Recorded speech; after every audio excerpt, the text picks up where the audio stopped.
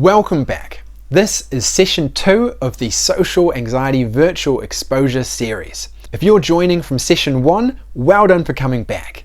If you're starting here, go back to the introduction first, then consider checking out session 1.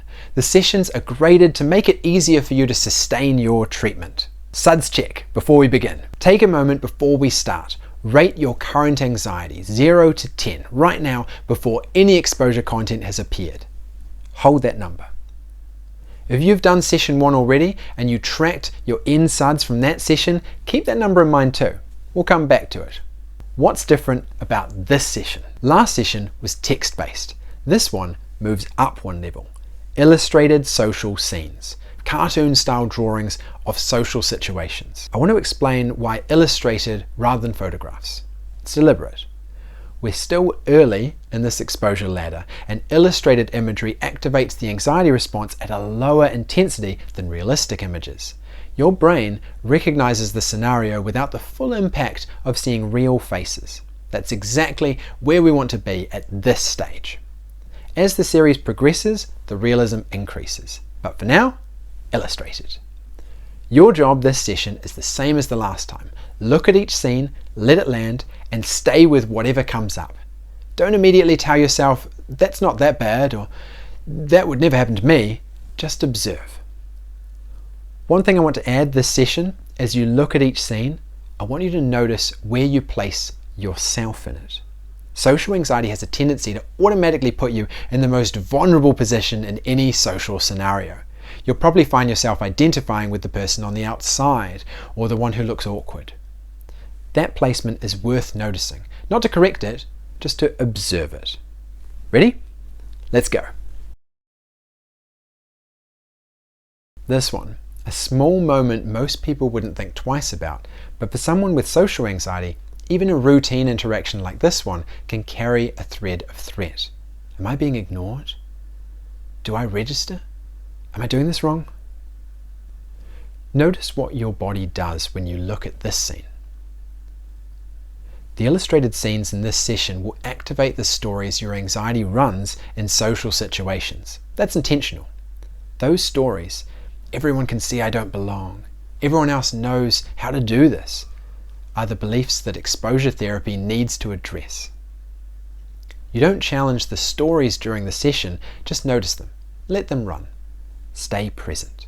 A group of friends, and that familiar experience of being just outside the circle of a conversation you want to be a part of. Notice where you place yourself in this image. That sense of being on the outside of something that everyone else has access to, social anxiety tends to tell a very convincing story about what that means. Stay with that story. Don't argue with it yet. Daytime, a public space. Two people who clearly enjoy each other's company, and you nearby on your own. Notice what your brain does with the contrast. Social anxiety often uses scenes like this as evidence. You're alone. They're not. And somehow that arithmetic feels meaningful. The workplace version. The social navigation of an office environment where the stakes are professional as well as personal. The group doesn't exclude them outright, but the space doesn't open either. Stay with the ambiguity of this one. Social anxiety hates ambiguity. It always resolves it in the worst direction. Speaking in a meeting while someone checks their phone.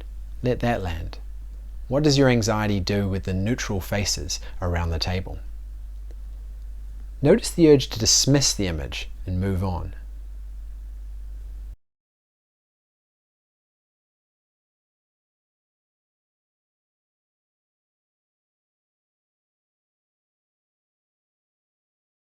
The evening social event. Everyone loosening up. Everyone else seeming to have a different relationship with this kind of environment than you do.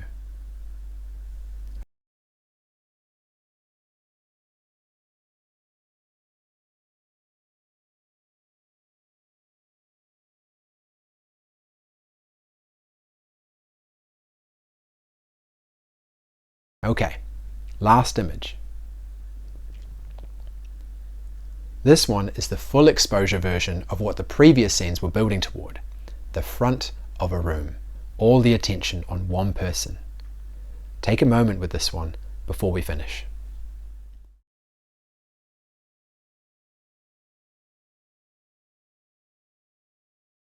Okay, that's the session. Rate your SUDS now, 0 to 10, right this moment.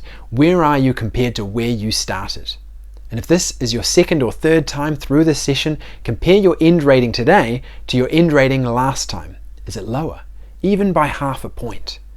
If it is, that's your nervous system updating. That's what we're building towards.